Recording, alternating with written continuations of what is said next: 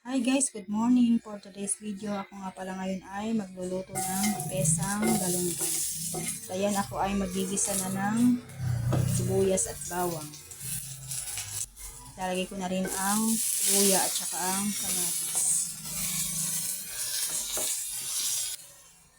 Saka ko ito ilalagyan ng tubig, ang sabaw.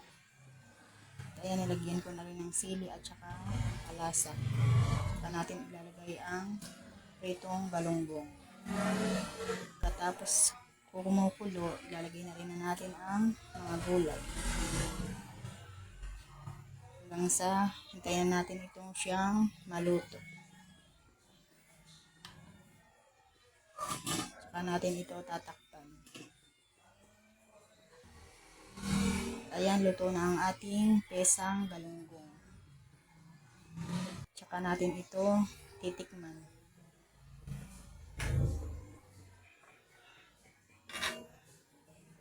Hanggang dito na ang aking video. Thank you for watching. Bye-bye.